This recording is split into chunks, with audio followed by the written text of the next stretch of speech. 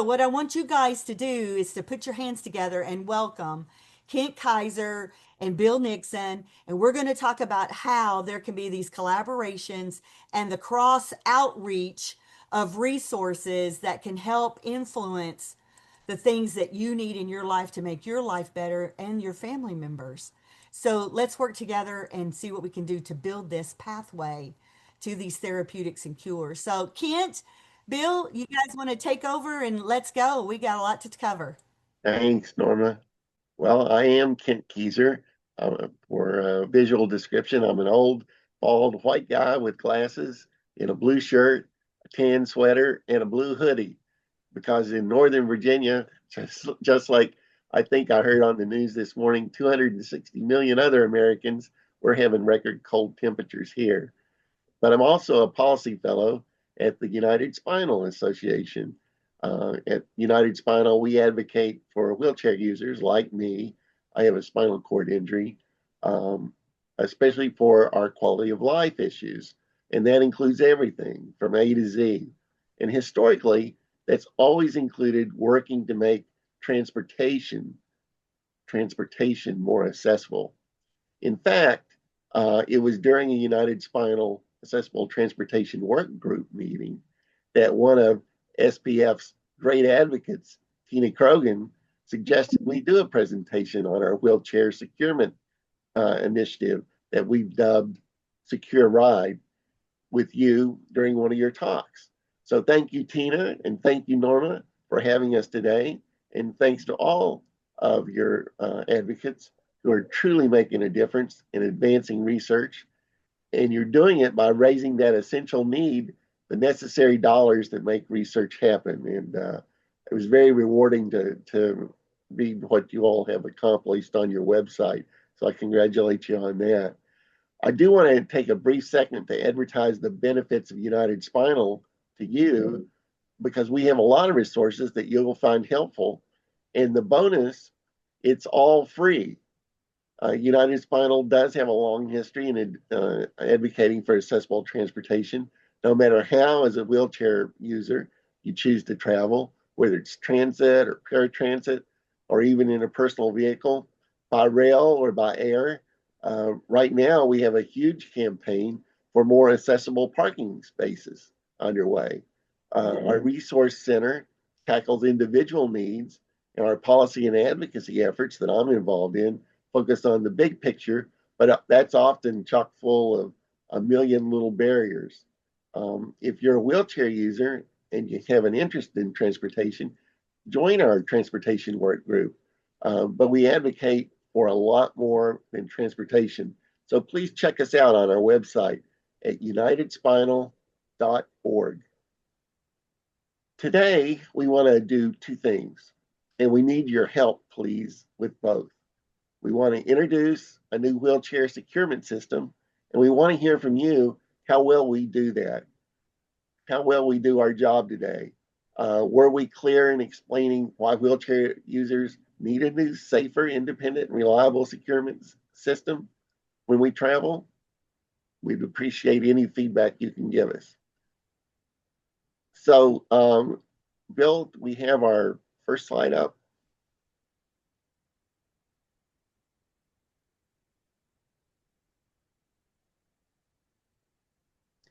Excellent. Right, let me make that a little bit larger. Okay, thanks. How's that? Sir. Yes, Great. that's perfect.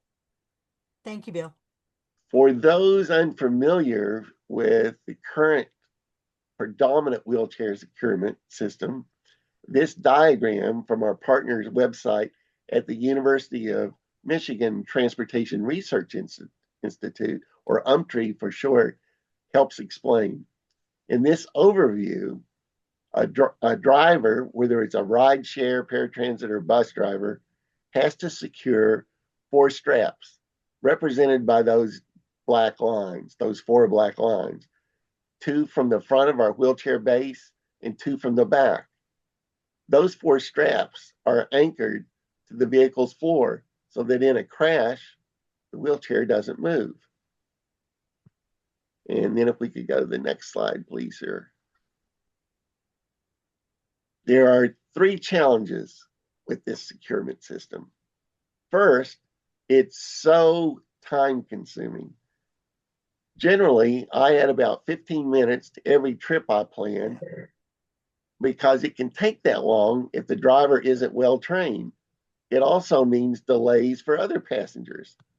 All this delay helps explain why when I get on a bus, all of the passengers' eyes start rolling, and I can hear audible sighs when I roll on board.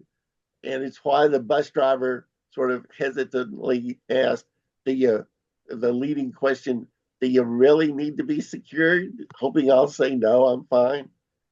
Secondly, safety hazards involved with it, because oftentimes the driver doesn't secure us correctly. The straps aren't connected to the right place on our chairs. There are 4 transit loops on the base of the wheelchair, identified with yellow labels. Clearly, that's where the straps are supposed to go on the chair. But I've been on trips when I didn't realize the tie down was wrong until after we were on our way. The driver hits the brakes, but my chair and I keep moving. Third, and equally significant, because we have to depend on somebody else, it's definitely not independent. Some individuals may have an accessible van that have an automated securement system. Usually it's a post on the bottom of the wheelchair that you roll into a floor anchor in your van, your accessible van, to drive. But it's designed for use by an individual, not for public use. And then if we could go to the next slide. It was only when industry got serious about building and putting autonomous vehicles on our streets did the need for and the interest in automated securement system for wheelchairs ramp up. As you probably know, autonomous vehicles have no human drivers. Sensors and technologies move and stop the vehicle. United Spinal has been supporting wheelchair accessible autonomous vehicles for over a decade. Our leadership has called AV a true game changer for wheelchair users. And we'll get into that in a minute. But these 2 charts paint a vivid picture of today's workforce versus tomorrow's economic output that the disability is capable of if only we had access to dependable, reliable, on-demand, autonomous vehicle services. As you know, transportation remains a great barrier for many of us, especially wheelchair users. For example, to get to and from work, something as simple as that. So the chart on the left, and that's from the statistics of the U.S. Department of Labor in 2021, the unemployment rate is 10% for people with disabilities versus 5% for those without disabilities. 2 to 1. That's a huge difference. The labor participation for those without a disability was 67% versus only 21% for people with a disability. And again, those are 21 numbers. I checked just yesterday, the unemployment rate for those with disabilities now at 7.7%. But the unemployment rate for those with non-disabilities is 3.9. It's still almost a 2 to 1 ratio. The labor force participation has gotten a little bit better for those with disability. It's now at 25.3%. The labor force participation without a disability remains pretty much at 67%. But if we could call an autonomous vehicle to pick us up and drop us off precisely where we wanted to go, and look at these projections, and by the way, these are just moderate projections that one study by the National Institute, then it's the chart on the right, the National Institute on Disability found, but 9 million people, 9.1 million, excuse me, with disabilities would be employed. 9.1 million people with disabilities would be employed. That's incredible. And by the way, they had 3 levels of findings, forecasts, and this is the moderate level. So this isn't even the optimal level that they forecast for. Just at the moderate level, 9.1 more people with disabilities would be employed. We would have an extra $416 billion, a billion with a B, in our pockets. And we'd increase our gross domestic product by 3.8% for the year. That's incredible. So let's go to the next slide, please. A couple of years ago, United Spinal got a call from General Motors, Bill Nixon, who's with us today. The program integration manager at GM explained they were working to ensure that AVs would be truly accessible for everyone. And within a matter of months, United Spinal's SecureRide coalition was born. And I want to stop and thank General Motors for its strong and continuing commitment, and for Bill Nixon, who is a godsend to this effort. He's co-leading the coalition with us. Bill is extremely committed to both accessibility and to our community, and I'm proud to call him one of our community. And I also want to give a shout out to our third co-lead, who's lending his talents and expertise on all things wheelchairs.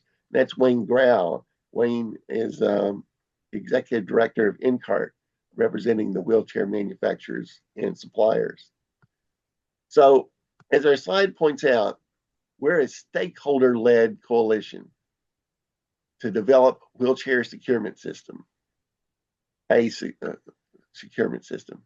The very first feedback we get, especially from federal officials that we meet with, they commend us on how well represented our stakeholders are, but we still need key players. More on that later. And we didn't want to reinvent the wheel. We've been building on existing securement system standards designed for a more seamless multimodal transportation. That way, wheelchair users can move more quickly, travel from, say, a paratransit service to a bus, and then a train and back again. An automated securement system would save me almost an hour on a round trip like that, because I don't have to have 6 different people tying down 24 straps in the 6 vehicles. So our vision is imagining a world where wheelchair users can use a single attachment feature to move independently across transportation modes to get us where we want to go.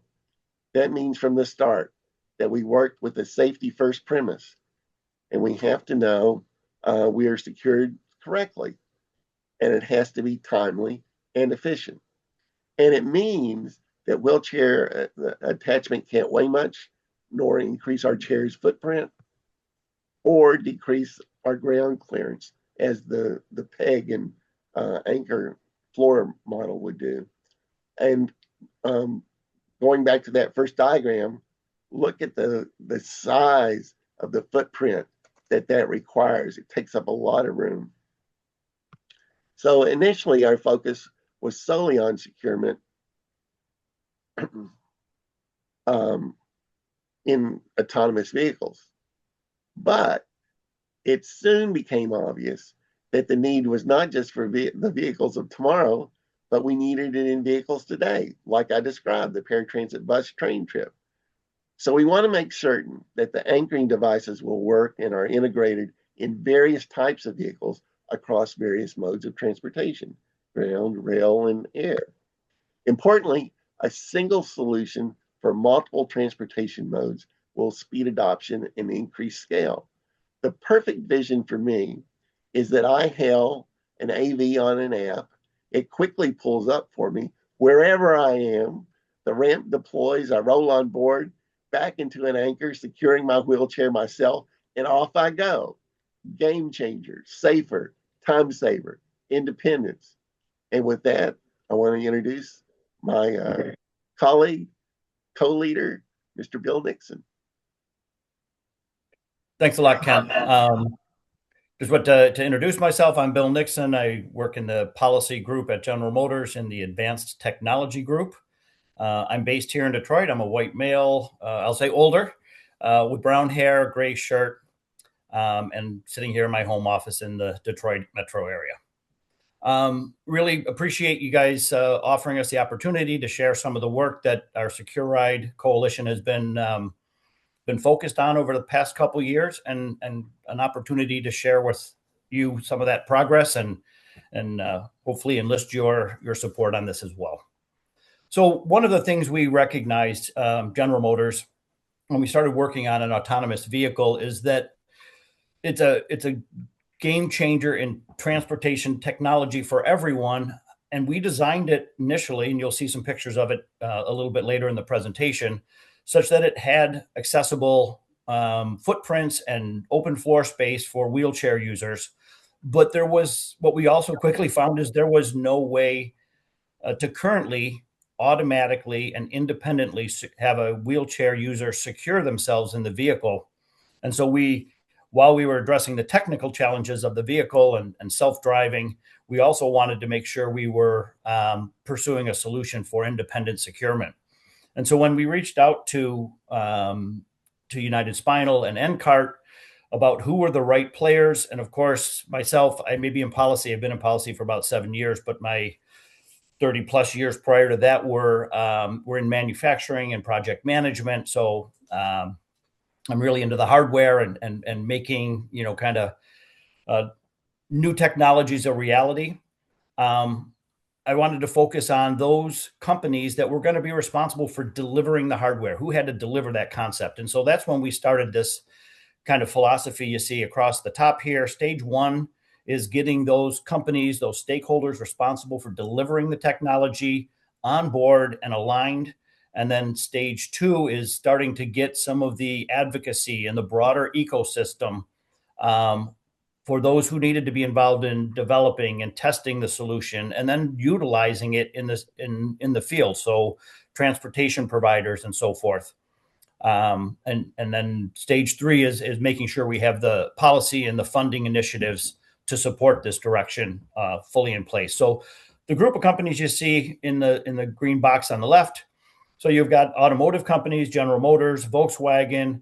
We've also first and most importantly, I think at this stage, was getting all the wheelchair manufacturers in here. So you'll see companies like Permobil and Sunrise, Key Mobility, Pride Quantum, and Invacare. So those are the 5 largest wheelchair manufacturers in the United States, and they're also global, have a significant global presence.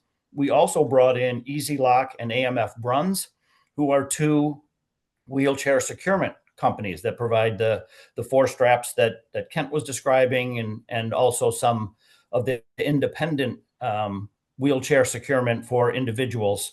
That's the Easy Lock product.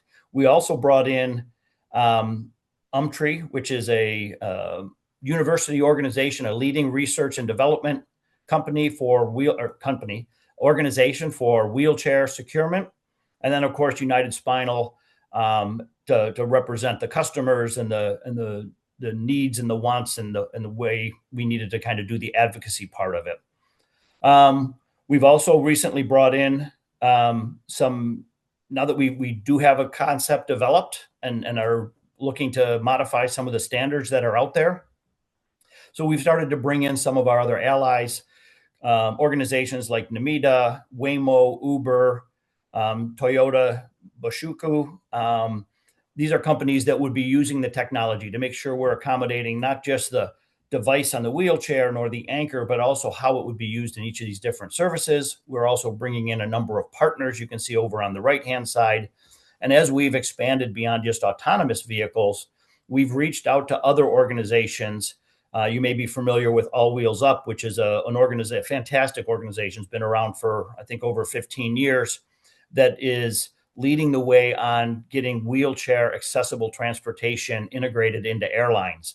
So they have an annual conference that includes all the major airline companies, as well as the airline or the aircraft manufacturers like Boeing and Airbus and so forth, and trying to make sure that there's some regulatory initiatives and some feasibility work being done to progress to the point where wheelchair users can travel in an airplane and remain in their chair.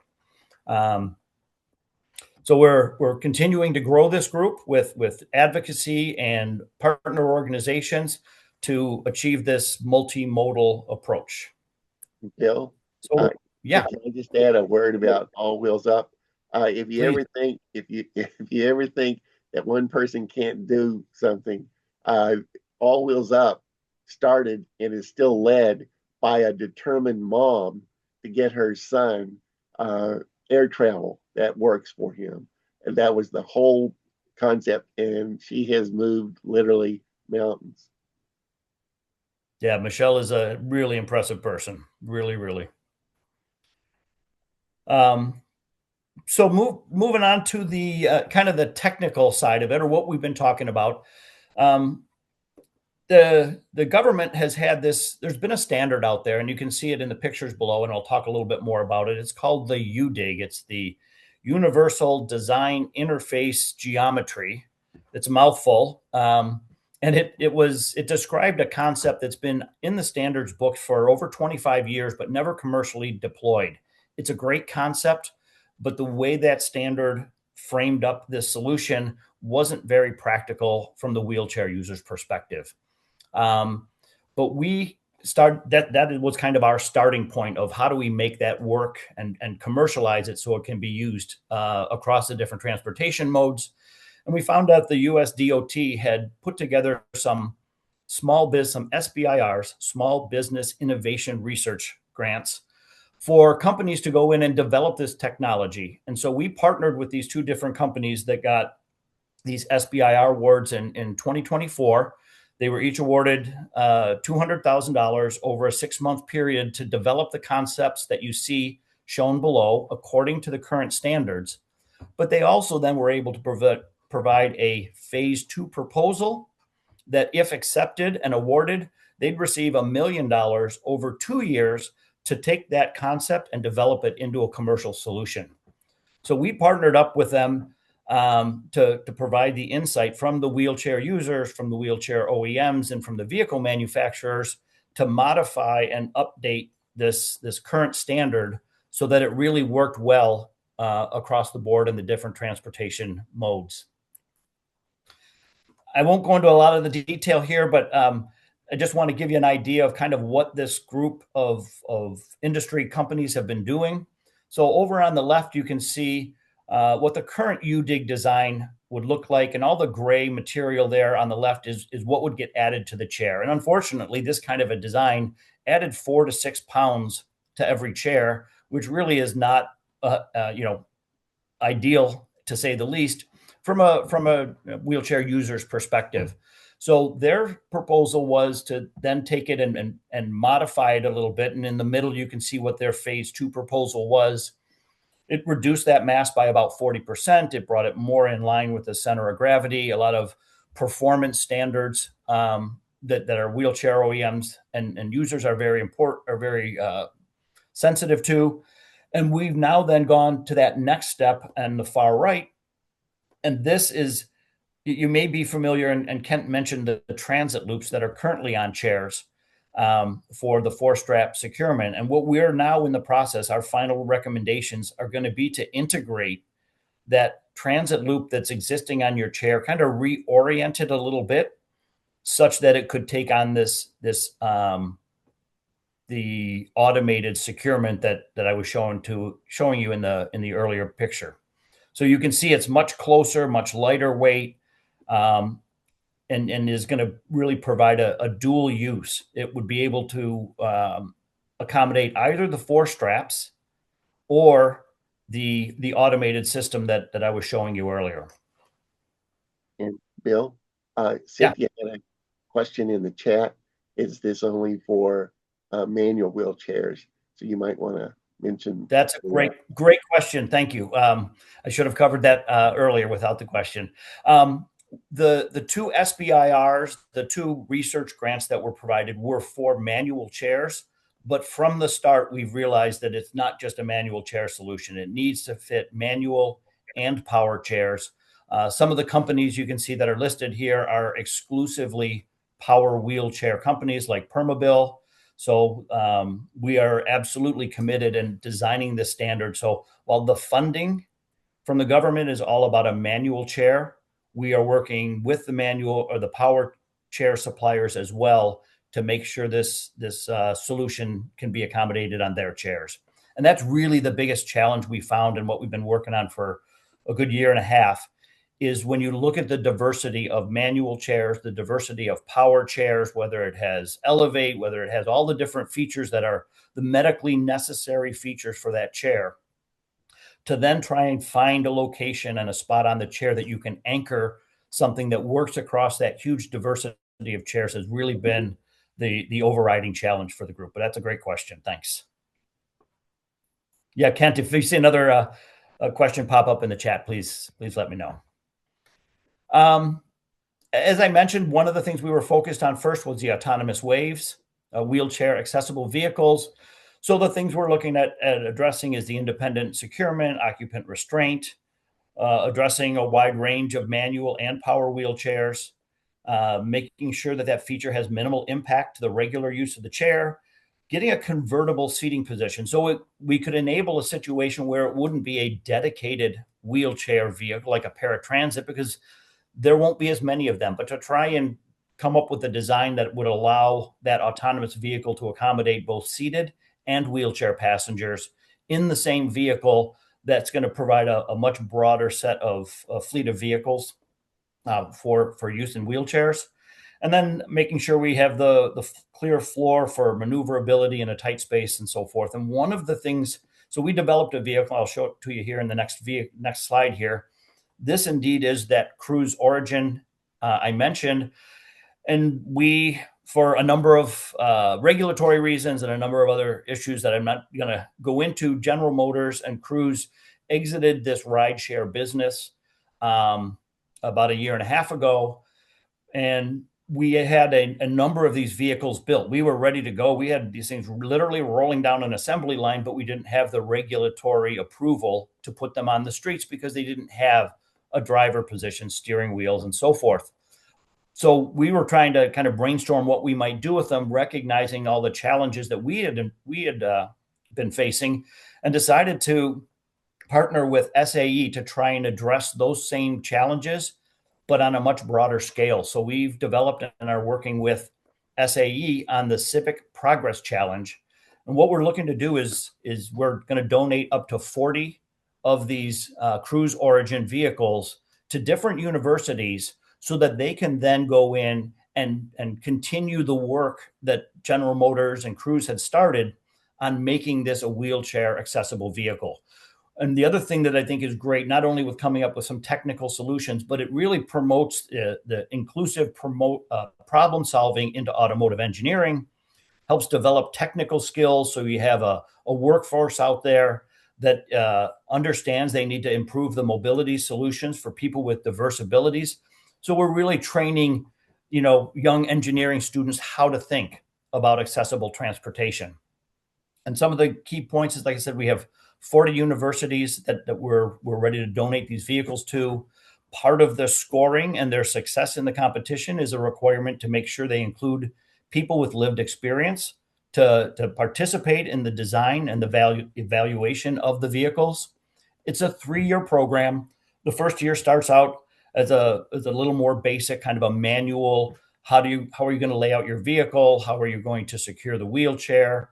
The next year moves into a more automated securement system with ramp deployment and so forth. And then the last year is kind of working on the infrastructure improvements. How does the wheelchair user interface with the vehicle to provide comments and directions? and get any help as required. So we're really excited about this. This is Kent is working closely with us as we set up the rule set, and we're out there now advertising these vehicles or this competition, and look to start awarding and delivering these vehicles to the various universities sometime this summer. And Bill, I just think it's a wonderful opportunity to change a generation of young budding engineers, to attune them to the needs of the disability community, and to get them thinking about accessibility from the beginning rather than as an afterthought that's happened over the many decades. So, which is better for industry, because United Spinal's deal is universal design and accessibility assist everyone, and it's inherent in safety. The more accessible vehicles are, the safer they are for everyone to use. So You're right, you guys. I can see where there would be great opportunities all the way down to even the high school level. I mean, you've got a whole population here of people that are disabled. You said 9.1 million people, but there's some people that can work from home that could do this, as well, and be a part of this study and be a part of this. And even, offer scholarships to even the high school students to go into automotive engineering. That would be a whole new way to support that younger generation growing, because they're seeing grandma in a wheelchair. They've lived with their mom or their dad, in a situation here that's debilitating. So, I mean, why not use that as an opportunity to really grow them all the way up from the grassroots level? absolutely. And to that point about the high school students, GM and United Spinal is a member of another organization, Partners for Autonomous Vehicle Education, and every year they have they administer a essay contest for high school students interested in engineering and automotive design, and they get I think the last time they got over 200 entries in that contest. So they're seeding the universities and colleges across the nation already, and with the challenge in college, it just closes the contract on, we're going to do a lifetime of accessibility work. So absolutely, we love it, and are so thankful for companies like GM for doing this, and taking the time and the expense to make sure it happens. And I could see where that could be expanded with all the STEM schools that are already networked across the nation. I mean, that is phenomenal opportunity for those to be studying this technology and making this available. I mean, there is so much that can happen. But Yeah. go ahead, Bill. No, and I just to kind of build on that, one of the things we realize, and I think everybody here would would absolutely appreciate it, is we need to, as this technology is developing for autonomous, it is challenging. Having a car, people don't realize how much the human can absorb and react to and so forth. But getting that vehicle to drive by itself is a huge challenge. But what we can't afford is to let that technology get developed and hit out on the road and then look at it after and figure out how we can make it accessible. So while the autonomous companies are out there taking on the challenge of how to get a car to drive itself in crazy and unpredictable road circumstances, we can develop this kind of parallel initiative with students who are going to be part of that workforce to develop the solutions to make that technology of autonomous vehicles accessible to everyone. Beautiful. As I mentioned, so that was kind of the driver. That was one of the things that really changed the need for this automated and independent securement system, because every other transportation mode has a human driver, has someone there to assist. But once we, as Kent mentioned, once we realized what that would mean, and how to really scale it for wide deployment, we started looking at the other transportation modes. And so this is where we started on this, and we're probably 6 or so months into these kinds of areas, but looking at, what do we need to do for bus or paratransit or shuttles or trains and rail systems?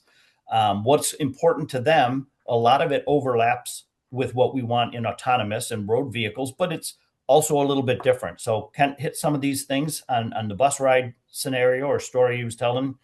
Convertible seating positions. In this case, it could be either automated or assisted, because you will have a driver there that's available, and it would really cut down that service time, but would really improve the efficiency and the safety for not only the passengers, but also the service providers. Similarly, in air travel, we're really starting to dig in on what's the comparisons between safety requirements on airline safety and automotive. And what we found is there's a lot of overlap. There's actually been some research money that's been put out by the DOT to do test studies at Umtree, one of our partners, to compare the exact safety requirements of airline seat belts and restraints versus automotive. And it looks like there's a lot of overlap, and it's very reasonable to think that we can accommodate airline safety requirements in the system that we're designing. And in that case, there's always an attendant there, and airlines are very, sensitive to weight and mass and space. So, we would probably look to accommodate those kinds of transportation requirements that are specific to airlines into the anchoring system. Again, the part that's on the chair would always remain the same, so you could travel seamlessly between the different transportation modes. Also, it minimizes the footprint, access, training requirements for those who would assist in the securement there. And Bill, by the way, that DOT funding came as at the direction of Congress in the last aviation reauthorization bill that was passed in 24 and became law. And Congress recognized the utility of allowing us to roll on board and stay in our chairs if we so choose to do so. So that's a big plus and I would say a definite game changer in aviation experience for wheelchair users to be able to do that, cut down on the damage on our chairs and our bodies by not being transferred, and also speed the process for the airlines as well. Exactly.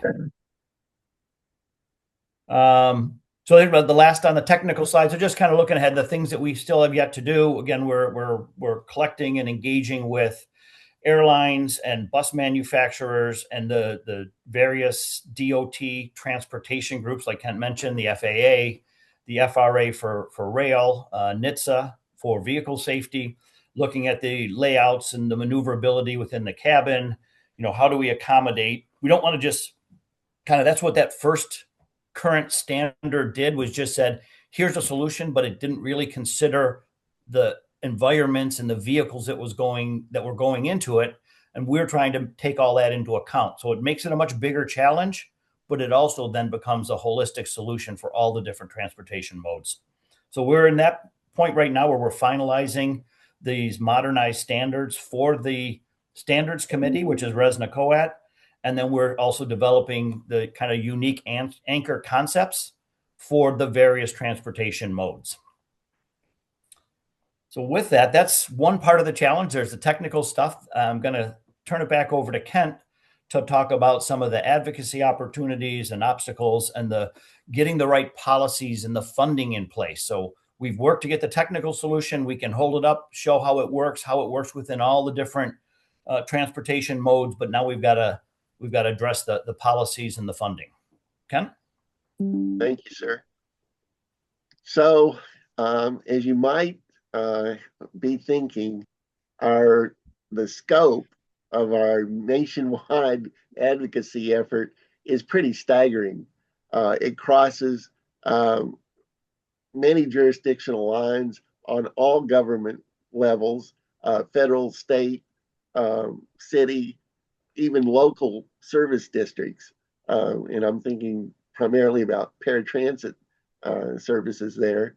It'll involve various state and federal agencies addressing their regulatory requirements. Then we're pursuing research opportunities, as we said, with the U.S. Department of Transportation, additional ones. The department was very supportive of autonomous vehicles in President Trump's first term, and it's strongly signaling that it will be in this term as well. We're strongly advocating for accessibility in vehicle design, development, and deployment. That also means we're advocating for accessible infrastructure to work hand in hand with AV deployment. If you're going to have an autonomous vehicle, it has to be able to let you off and pick you up in an accessible zone, a pickup or drop off pickup zone. And there have to be adequate curb ramps to get you to that zone.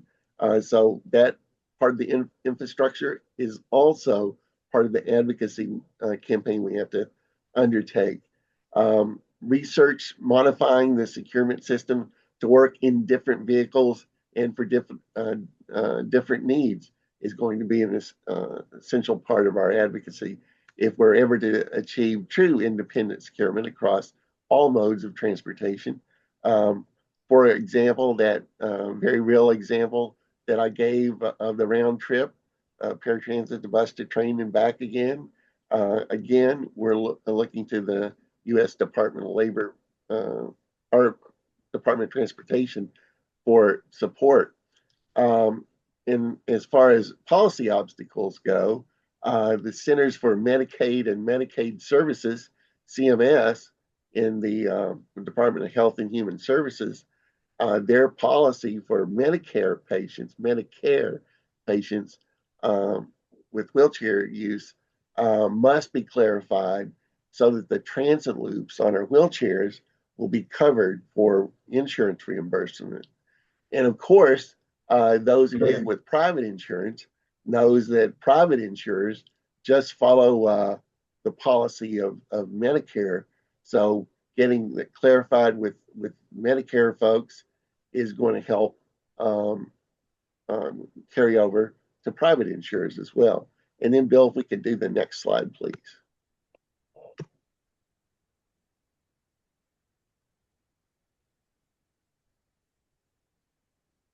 So the Medicaid programs, Medicaid can serve as a model for Medicare coverage.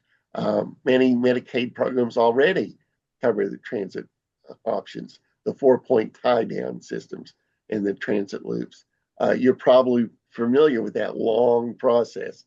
Our wheelchair providers order the transit options and they're manufactured to attach our wheelchair. But as Bill discussed, they have to be designed to meet the RESNA, and that's the Rehabilitation Engineering and Assistive Technology Society of North America's voluntary industry safety standards in order to qualify for coverage by Medicaid programs. Again, these are known as the WC Wheelchair 19 standard. And they must be justified by prescription from a clinician in concert with the therapist to your seating clinic to justify the need for the transit option. And then, Bill, if we could do the next, and that's the last slide.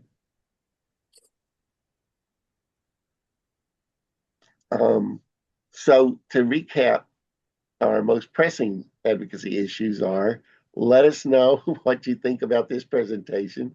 Is it understandable? If you've never heard of a wheelchair before, do we cover the necessary?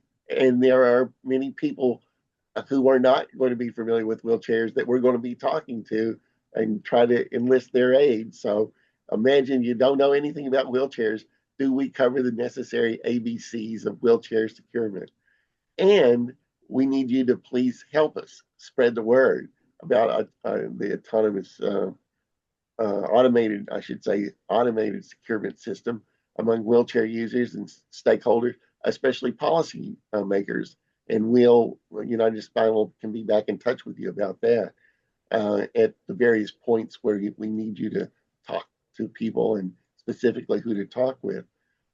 And please help us advocate for the Medicare coverage of the residence safety standards of the securement system. And last but not least, please help us work with the U.S. Department of Transportation to support the additional research. And one more slide, Bill. Sorry. Feel free. There we go. Feel free. Thank you, sir. Feel free to reach out to us. And if you have any questions or comments or want to volunteer, we'll gladly take your help. Please get in touch with us. And with that, we'll turn it over to Norma for Q&A. Thank you guys so very much. That to me was very informative, and I picked up several tidbits, several things that I'd like to talk about. I mean, you guys are on the SPF Talks. That's what we like to do. We like to talk about it. And I know there are some questions over in the chat, and Kent, you did so well in picking up some of those. Do you want to tie those in and grab those questions and start with those? I can read them if you would like, and then when people start raising their hands, I can interrupt you and let those folks ask questions. Okay, let me see if I can get to that real quick. And then I have a few too of my own. Okay. Let's see. Tina Krogan says, didn't you say that these vehicles were in production? We just need to make them accessible for all. There are some manufacturers who are just entering the U.S. market that are wheelchair accessible, but they don't have this securement system in it. This securement system commercially is not available yet. And that is the whole impetus of our program. So stay tuned for that. But there are some manufacturers who have made vehicles that are wheelchair accessible. They just don't have a universal securement system in it yet. So that's what we're planning towards. Yeah, the specific vehicle that we were looking at, that Origin that was in the pictures, that is no longer in production. That's what General Motors was building in a factory, ready to start, putting out on the streets. But then again, like I said, we ended up not pursuing that full production because we were unable to get the regulatory approvals. But there are other OEMs, other manufacturers, as Kent mentioned, who are putting small shuttle fleets out on the road that have a similar, shape and open floor plan, but they don't have independent securement. Such as though probably maybe the Wave. The Wave are they putting these devices in their equipment, the Uber Wave?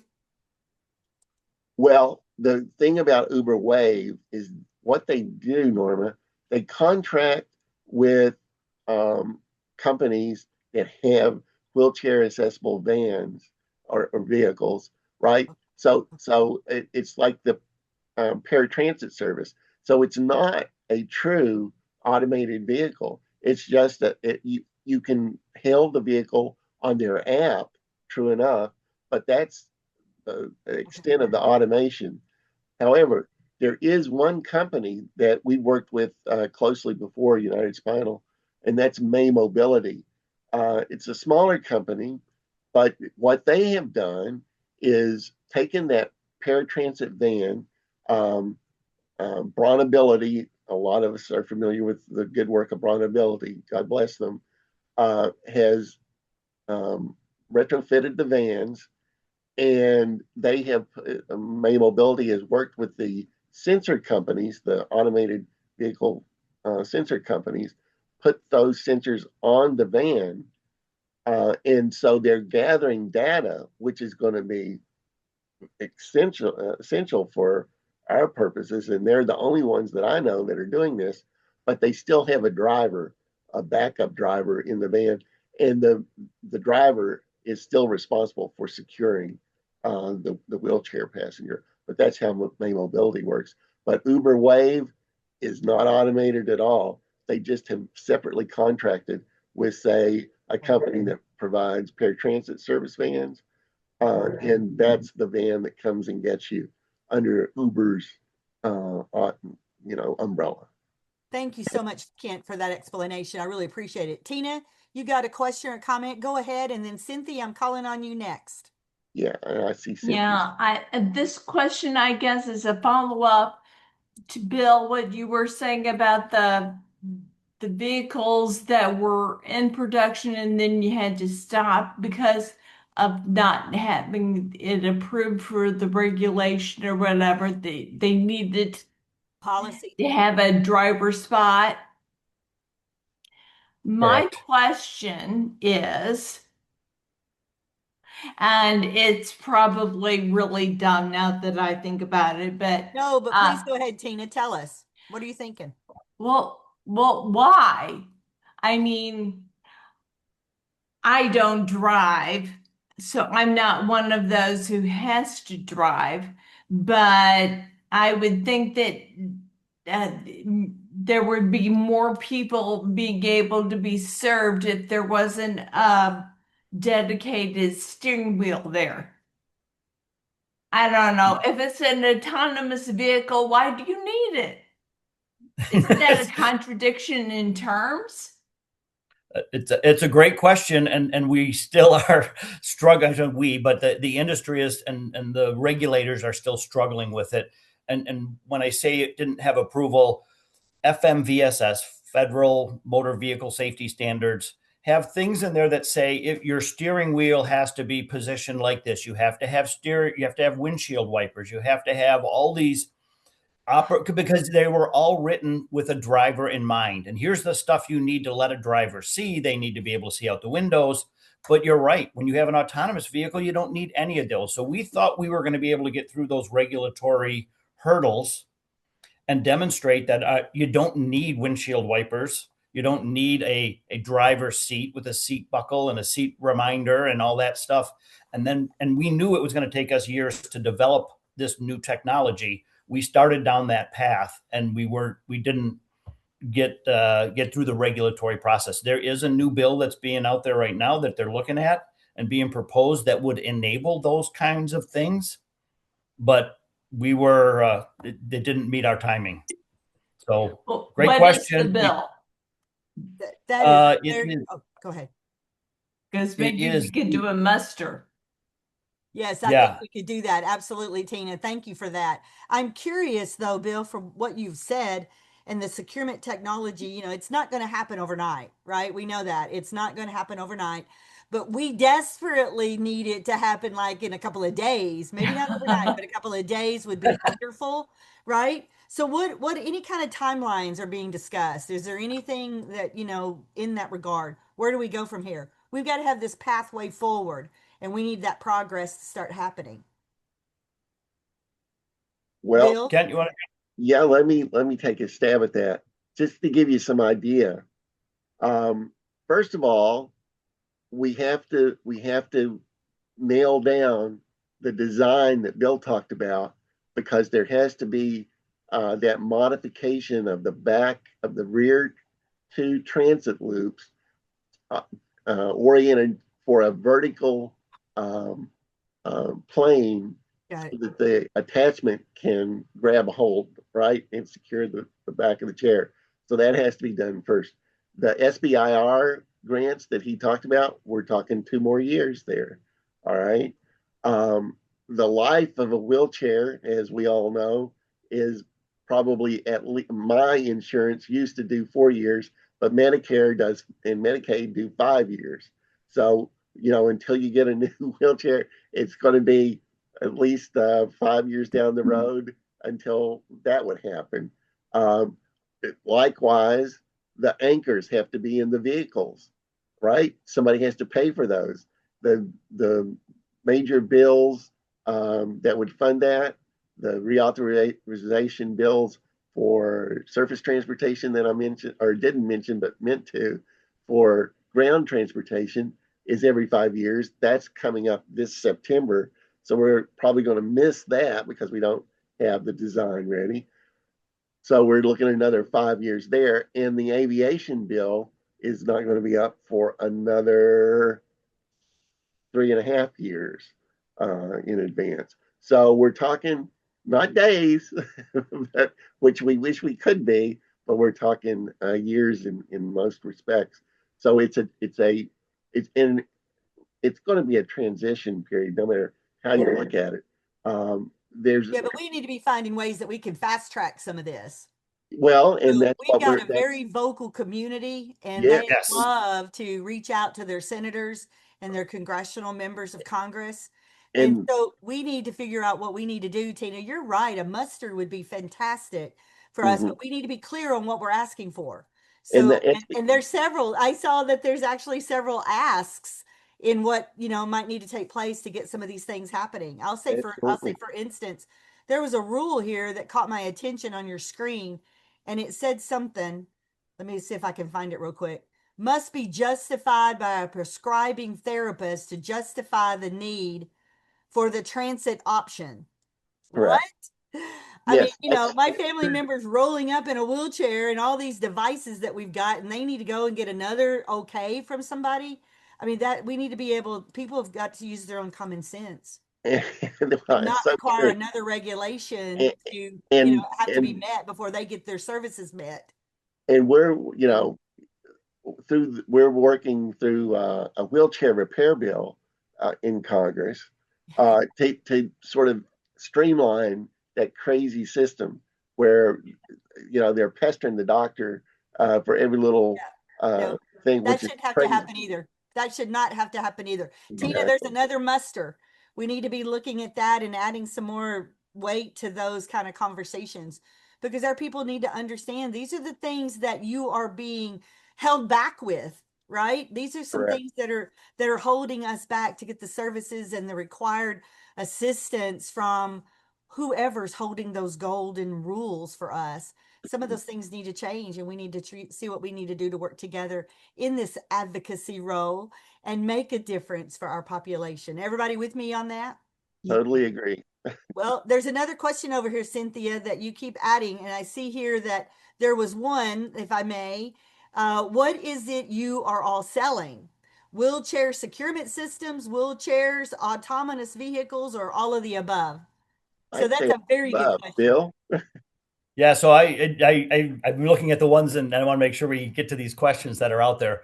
It's a great question. The truth is, as a SecureRide, we're not selling anything. In other words, what we're trying to do is propose a standardized solution that can be applied across. And the coalition was formed under the premise that we're doing all this development work under shared intellectual property, which means nobody's out here trying to say, hey, I got this great idea and you're going to pay me a little bit every time you want to use it.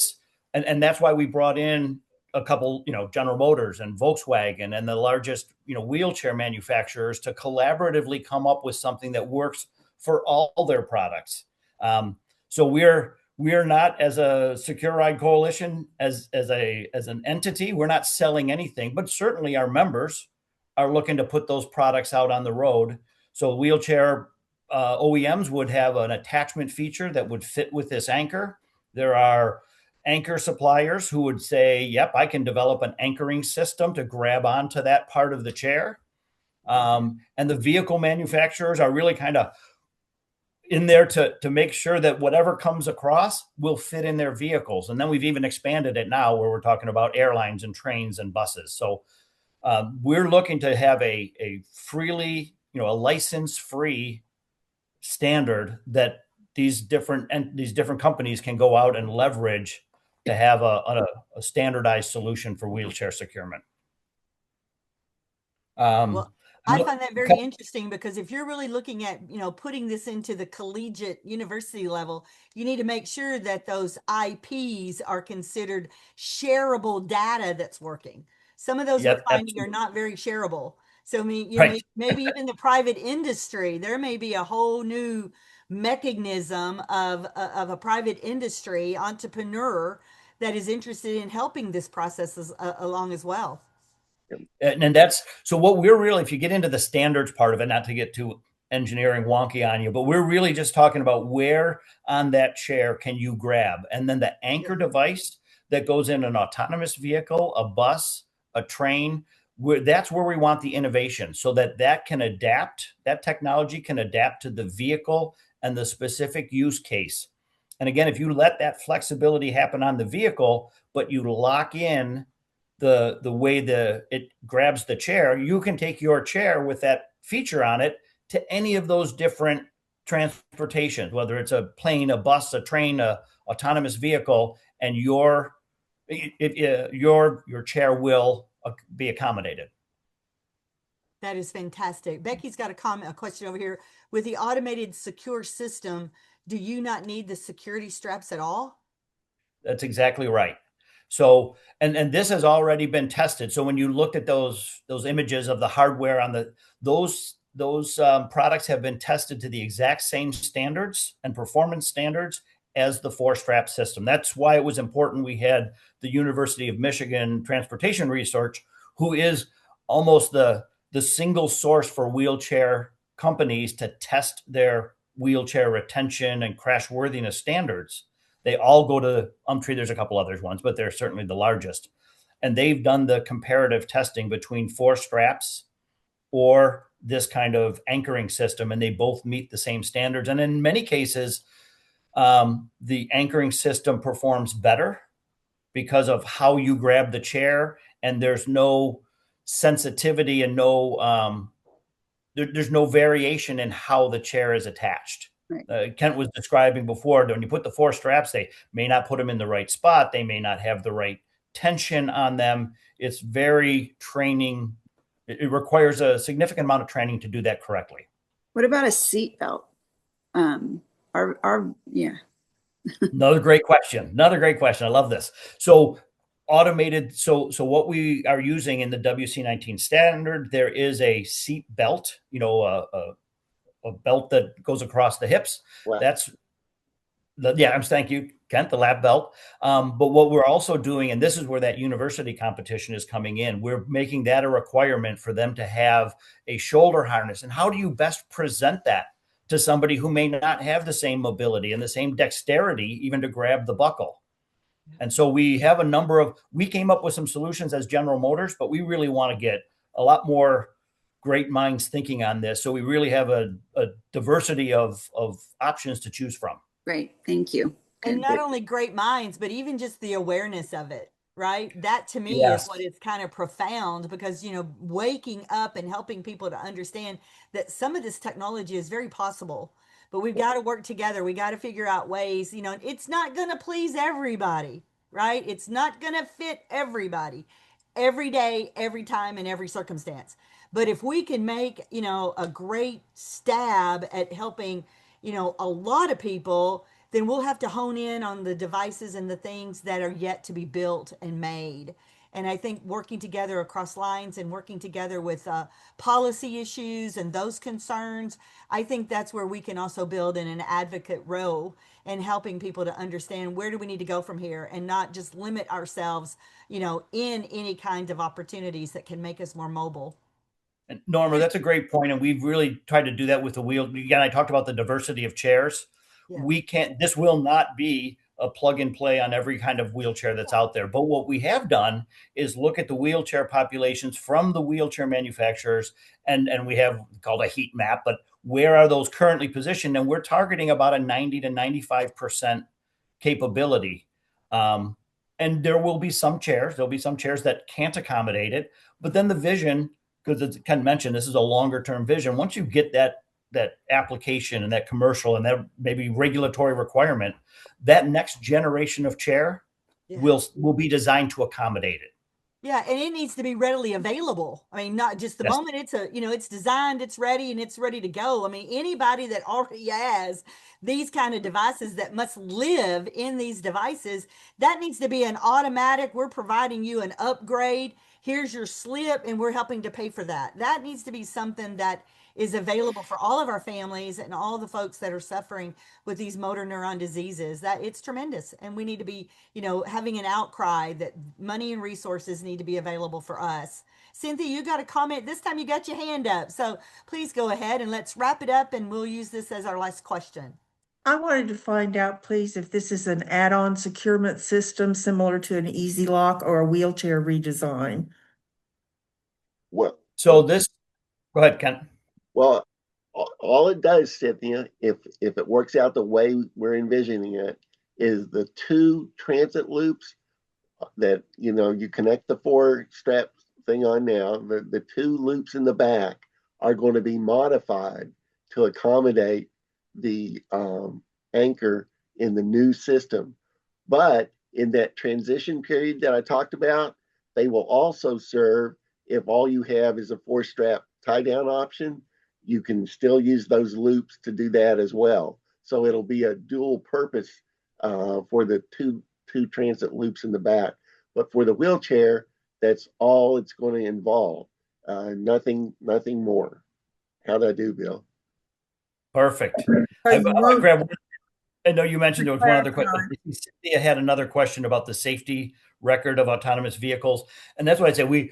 We can't wait till that is perfect, because if we set aside and we wait till that's perfect, it's going to be too late. We need to develop this technology in parallel so that when they prove those safety cases, and I have zero question or about whether or not that they'll be successful, the industry will get that. It's a game changer for transportation. It will become as safe as human drivers, is Bill Nixon's opinion.